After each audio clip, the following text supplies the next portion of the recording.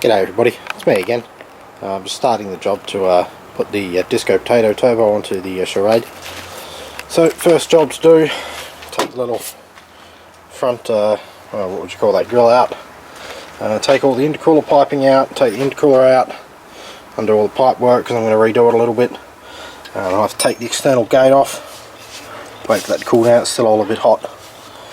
And take that manifold cover off.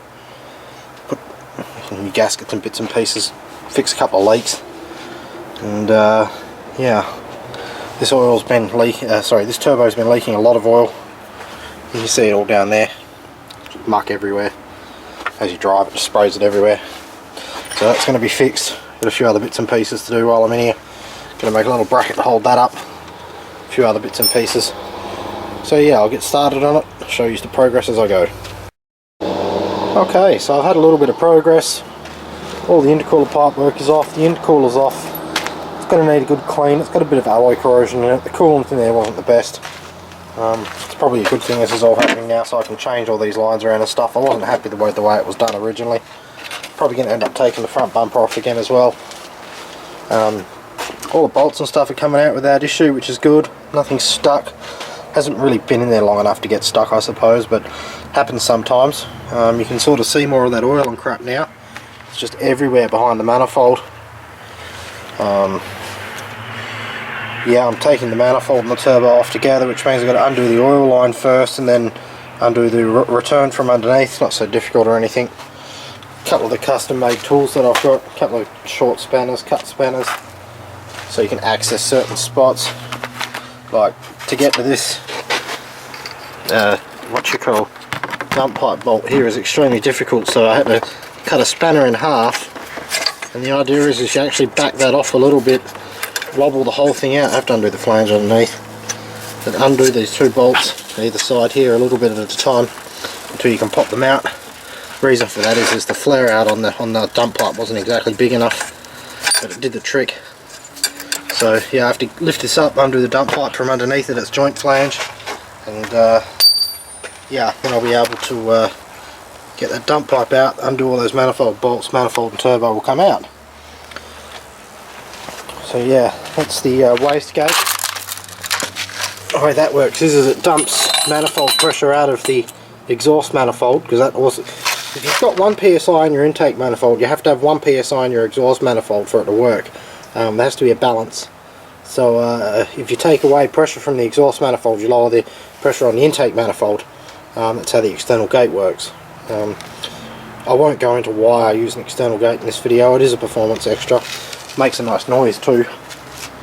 But yeah, I'll stop waffling and I'll do a bit more work here and get stuck into it more. Oh well. Looks like powers that be are telling me to stop working on this for today. The hoist is just fucked up on me. See the car's sitting on an angle?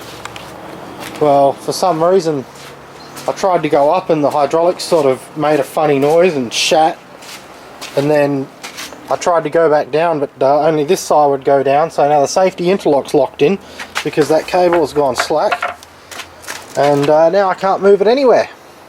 If I try to go up,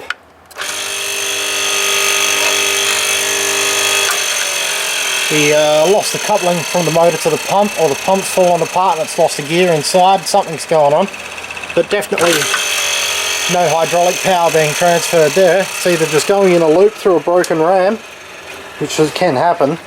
I did notice there's some oil around, so that ram could be stuffed. It doesn't look quite that bad though. Don't know. Don't you hate that? Trying to do something and then another tool gets in your way. But yeah, I'm not going to work under or around this car while the hoist is in such a condition. I'm just going to have to pack up and wait for another day. I don't even know how I'm going to fix the hoist with the car on it. I'm sure there's a way. I'm sure this isn't the first time this has happened in the world. Going to have to get the ladder out, get up there, pull that hydraulic tank off. Have to probably get Dan or the old man to help me. Pull that hydraulic tank off and have a look. See if the oil's going in a circle. If the oil is just going in a circle, then yep, the ram's fucked. Ready to resealing. Otherwise, but nah, it wouldn't be, because if it was, you wouldn't hear the pump keep running. If there was any drag from fluid at all, that, it'd stop very quickly. So I'm pretty sure the pump's just lost its drive. Maybe it's dropped a key. Grub screw came loose and dropped a key. Hopefully that's it. Fun and games. It's the inside of the PWR intercooler. Kind of can see through it if you... Oh, you can't, no, not with the hose on. I was going to say you can see through it if you look at the right angle. But I'm shattered for the moment. This job so far has been difficult. Things have been getting in my way, and now the disassembly was going so well. And yeah, damn, getting some blow by. I think I'm going to have to redo the ventilation system while this is apart, take the rocker cover off, put 2 big breathers in it, because I don't think the 2 little breathers are keeping up anymore. That little breather there and that little breather there, they just don't keep up anymore. That's probably half the reason why there's oil everywhere as well. So, it looks like Alex has got his work cut out for him again. And I'll let you know how it goes. Wish me luck, fellas. Wish me luck. Thanks for watching.